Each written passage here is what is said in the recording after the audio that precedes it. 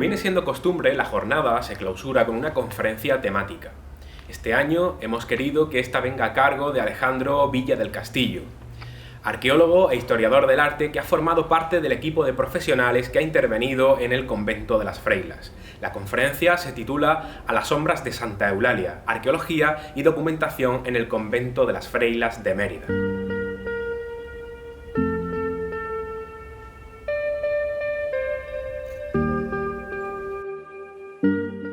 El convento de las Freilas es uno de los edificios históricos mejor conservados y sin embargo peor conocidos y aún menos estudiados de la ciudad de Mérida, a pesar de situarse a los pies de uno de los lugares más reconocidos y frecuentados de la ciudad, la Basílica de Santa Eulalia. Y es que literal y simbólicamente el convento de las Freilas siempre ha estado a la sombra de la Basílica de la Mártir. Antes de acometer su estudio, entre finales de 2019 y 2020, eran muy pocos los datos que se tenían sobre el monasterio. Estos datos, además, eran en su mayor parte de carácter histórico. En resumen, se sabía que era un monasterio dependiente de la Orden Militar de Santiago, la cual, como veremos, ejerció un control continuo sobre el edificio y sobre sus habitantes. También se conocía que había sido construido a partir del año 1530 para asentar en él a una comunidad de monjas procedentes del antiguo monasterio de Santiago de Robledo, situado en la Sierra de Montánchez, en Cáceres, y que perdió su función original tras la desamortización en 1836, pasando entonces a manos privadas e iniciándose así su deterioro. Desde el punto de vista arquitectónico, sabíamos que su primer proyecto de obras quedó interrumpido en fecha muy temprana y que nunca se concluyó tal y como se había planeado, sino que el edificio se completó fruto de distintas campañas constructivas y destructivas llevadas a cabo a lo largo de casi 500 años. El convento de Freilas, también conocido como de Santa Eulalia o de Comendadoras de Santiago, entre otros nombres, se sitúa a occidente de la Basílica de Santa Eulalia y se articula en torno a 4 crujías de entre 2 y 3 pisos de altura, organizadas en torno a un patio, flanqueado por 2 galerías, una al norte y otra al sur. Hoy el convento, que ha llegado a nuestros días en avanzado estado de deterioro, pretende rehabilitarse para servir como nueva sede del Instituto de Arqueología de Mérida. Pero antes de acometer las reformas necesarias para su nuevo destino, se puso en marcha un proyecto de investigación que permitiera conocer en profundidad el edificio y su evolución a lo largo de sus casi 500 años de historia. Este proyecto, realizado desde la Escuela de Estudios Árabes de Granada, bajo la supervisión de la investigadora María de los Ángeles Utrero, consta de 2 estudios que se están realizando en paralelo y que son complementarios. Por un lado, el análisis arqueológico a través de la aplicación del método de la arqueología de la arquitectura y por otro, el análisis de la documentación escrita relacionada con el monasterio. Mediante la aplicación de la arqueología de la arquitectura es posible individualizar cada una de las actividades constructivas y destructivas que ha experimentado el edificio hasta alcanzar su forma actual. Como se observa en el alzado de su fachada, se han individualizado un total de 6 etapas históricas, cada una de ellas identificada por un color diferente. El análisis documental es complementario al arqueológico y permite conocer los acontecimientos que condicionaron la construcción, destrucción y reforma del monasterio, y también conocer las fechas precisas de las obras que se llevaron a cabo en él. Los documentos, en su mayor parte, se encuentran repartidos entre el Archivo Histórico Nacional, donde se encuentra la mayor parte de la documentación de la Orden de Santiago, y el Ayuntamiento de Mérida. Si bien encontramos documentos de muy distinta naturaleza, destacan por su capacidad informativa las llamadas visitas de la Orden de Santiago. El régimen de visitas era un mecanismo de control de la orden mediante el cual se aseguraba la rectitud moral y espiritual de las instituciones que le pertenecían. En los llamados libros de visita, de los que lamentablemente solo se conservan algunos, en la diapositiva presentamos extractos de las visitas de 1550, 1603 y 1720, encontramos descripciones precisas del estado del edificio cuando acudieron a él los visitadores. A continuación, vamos a caracterizar cada una de las etapas constructivas resultantes del estudio arqueológico. Pero antes de la primera de ellas, reservamos una etapa 0 para el edificio sobre el que se adosa y apoya el convento en su lado oriental, la Basílica de Santa Eulalia. Sus orígenes se remontan al siglo V, si bien su construcción actual data del XIII, habiendo experimentado reformas en época medieval y moderna. La Basílica de Santa Eulalia funcionará como iglesia monástica, al carecer el convento de iglesia propia, y en ella las monjas construirán un coro alto.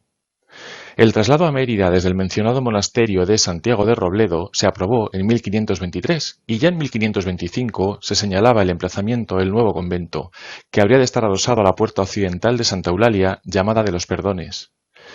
Se conservan las condiciones de la obra, donde se describe el proyecto con todo detalle, no así las trazas o planos, desaparecidos, los cuales sabemos que fueron realizados por el maestro de cantería Pedro de las Lieves.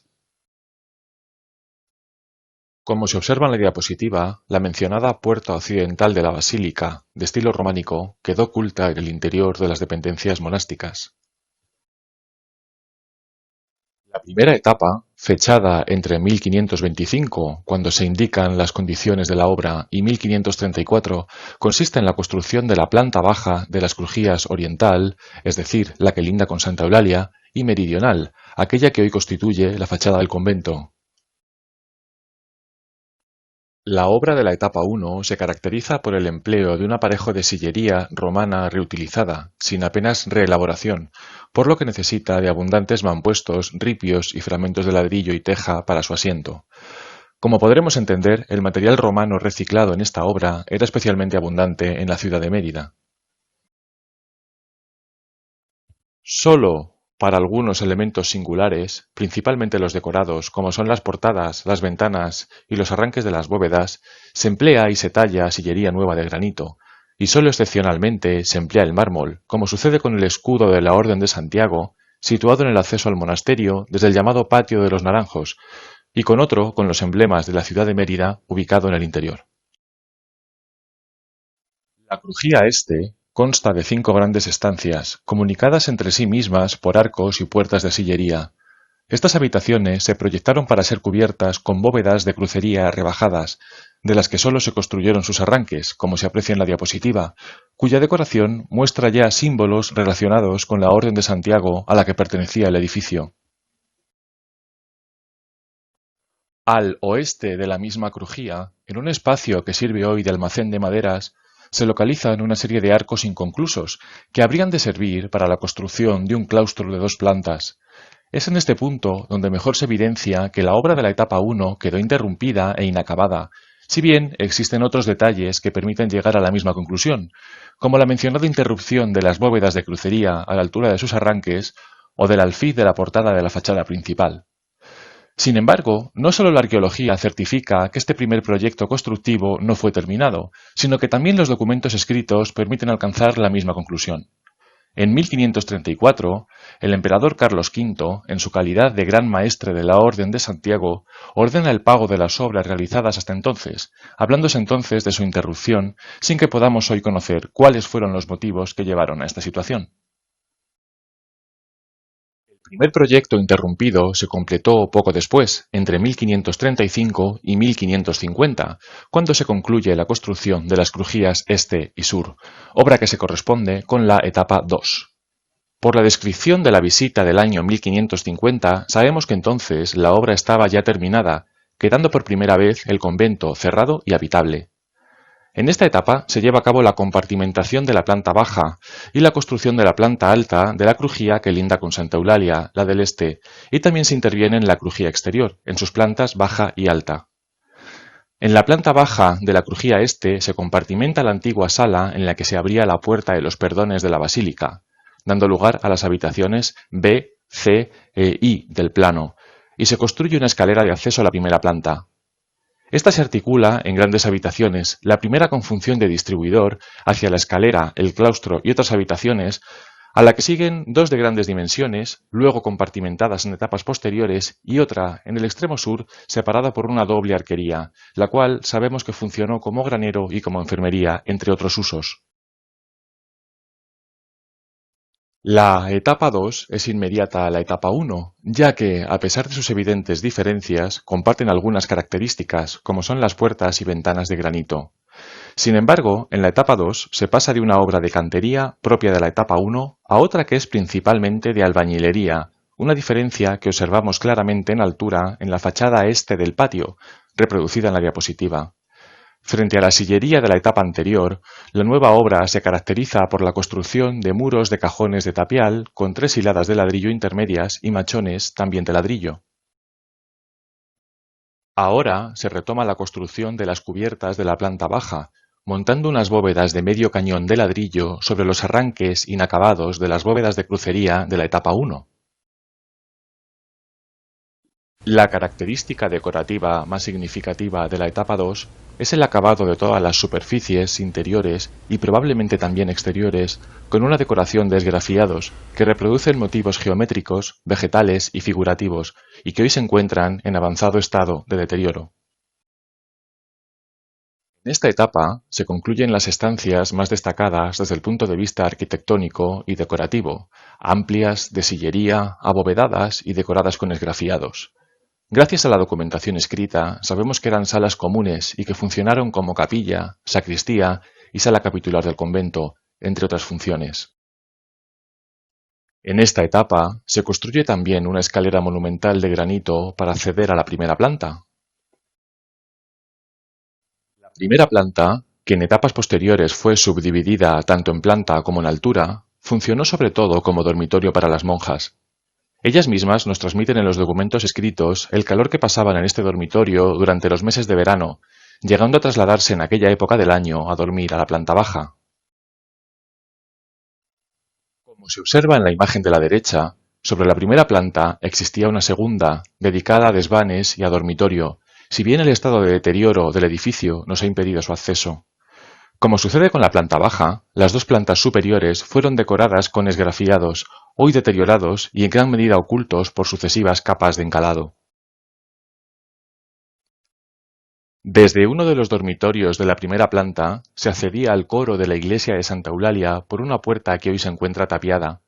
Santa Eulalia funcionaba como iglesia monástica y la comunidad construyó a mediados del siglo XVI, en su tramo occidental, el coro desde el que se asistía a las celebraciones litúrgicas. La siguiente etapa, la tercera, se fecha a lo largo de la segunda mitad del siglo XVI. Su arquitectura y su decoración son aún similares a lo descrito en la etapa 2, y sabemos que las estructuras asociadas estaban ya construidas en 1603, cuando se describen en la visita correspondiente de la Orden de Santiago. Ahora se construyen las dos crujías restantes en torno al patio de los Naranjos, la occidental, articulada en dos pisos y de la que hoy apenas se conserva su fachada, y la norte, donde se sitúa una galería de dos pisos abierta al patio por arquerías. De forma puntual se interviene en obras menores en las crujías restantes. La obra repite algunas de las características de la etapa 2, pero ligeramente modificadas. La crujía oeste, a la que corresponden las fotografías, se construye a base de muros con zócalos de sillarejo y alzados de tapial, ahora sin hiladas de ladrillo, como sucedía en la etapa 2, quedando reservada la sillería para las puertas. La fachada se cubre con esgrafiados decorativos, que resultan ser distintos a los de la etapa 2. Mientras que los anteriores presentan dos capas de mortero de distinto color, estos se tallan sobre una única capa en un único color. De la crujía occidental solo se conserva su fachada al patio, aquí vista desde la propiedad colindante, donde se observa su articulación en dos pisos, y algunos elementos aislados, como su esquina suroccidental, con zócalo de sillería de granito y alzado de ladrillo. Sin embargo, gracias a la documentación escrita, sabemos que en el convento se extendía mucho más allá de esta fachada y que contaba con cantidad de patios y estancias dedicadas a diversos fines, como cocina, refectorio o comedor, despensa o celda de la comendadora, es decir, la madre superiora y máximo responsable de la comunidad. El elemento más característico de esta etapa es la arquería norte del patio de los Naranjos, que consta de arcos de ladrillo y elementos singulares de granito, como son las basas, las columnas y los capiteles. Con su construcción se facilitaba la comunicación entre la crujía este, que ya estaba construida, y la oeste, que se levanta en esta etapa.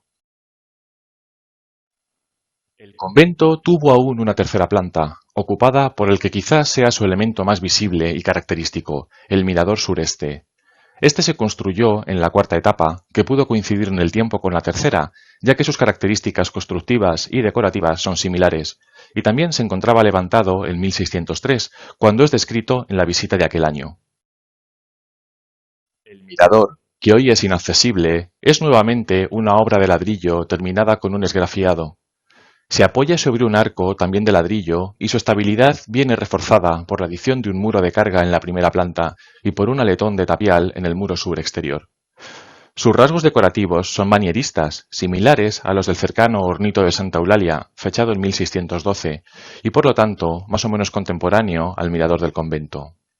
Ya que desde aquí se divisaba gran parte del monasterio y de la ciudad de Mérida, la documentación escrita se refiere a esta habitación como las vistas.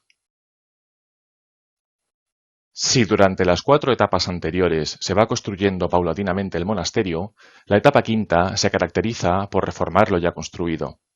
Sobre todo, se compartimentan en las grandes habitaciones construidas del siglo XVI en la planta alta de la crujía este y se construye una galería al sur del patio.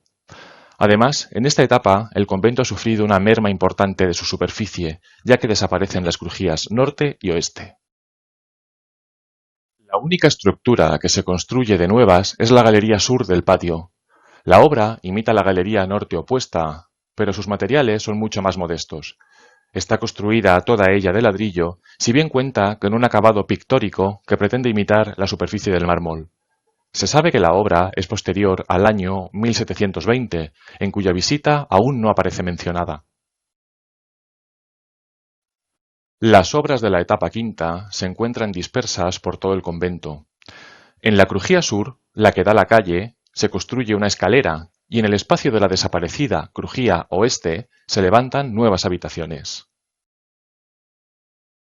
En la planta primera de la crujía este se subdividen las habitaciones, con la introducción de nuevos muros y con la instalación de forjados que crean doblaos bajo la cubierta, rebajando el nivel del techo primitivo de la etapa 2. Todo recibe un nuevo enfoscado que oculta los esgrafiados originarios. Los rasgos tipológicos y decorativos de esta etapa son los remates en forma de venera o concha de puertas y ventanas y, como se aprecia en la imagen de la derecha, la construcción de unas mesas de obra adosadas a la pared, rematadas en 2 volutas, y también de alacenas con baldas y puertas de carpintería en cada una de las celdas. Todas estas características invitan a fechar esta etapa quinta entre los siglos XVIII y primera parte del XIX. Los suelos son ahora de cerámica, de baldosas cuadradas o de ladrillo rectangular. En las imágenes se aprecia la instalación de forjados de madera, rebajando el nivel del antiguo tejado y, por lo tanto, cortando y ocultando los antiguos esgrafiados y creando doblaos sobre las habitaciones de la primera planta. Algunas de las celdas contaron además con chimeneas de campana, de las que se han conservado solo sus improntas en la pared. Según se describe en la documentación, el convento fue abandonado por las monjas y parcialmente destruido con motivo del paso de las tropas napoleónicas por Mérida en el año 1809, quedando abandonado y deshabitado durante años. Poco tiempo después, en 1836, durante la desamortización de Mendizábal, el monasterio perdió para siempre su función primitiva y pasó a manos privadas. Desde entonces y hasta finales del siglo XX, pasó por diferentes propietarios que lo reformaron y lo adecuaron a sus nuevos usos. Toda esta serie de intervenciones se enmarcan en la etapa 6, la última en la historia constructiva del convento. Entre otros usos, sabemos por la documentación que en una parte del convento se instaló una posada ya en el siglo XIX, a la que quizá pertenezcan algunos letreros pintados sobre las paredes. De hecho, algunas de las zonas del convento se convirtieron en espacios domésticos y de almacenaje. El último destino que recibió el convento fue el de almacén de maderas. Se relacionan con esta función la construcción de un almacén situado en su esquina suroeste y de una oficina a la entrada del edificio.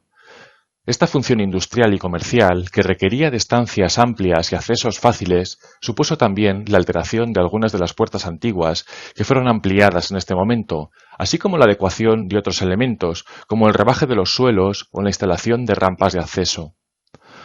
Hoy, tras 30 años de abandono, el convento de las Freilas de Mérida aguarda su próxima restauración y reconversión en Instituto de Arqueología de Mérida, abriéndose un nuevo capítulo en la dilatada historia de uno de los edificios más desconocidos, pero, sin duda, más interesantes de la ciudad.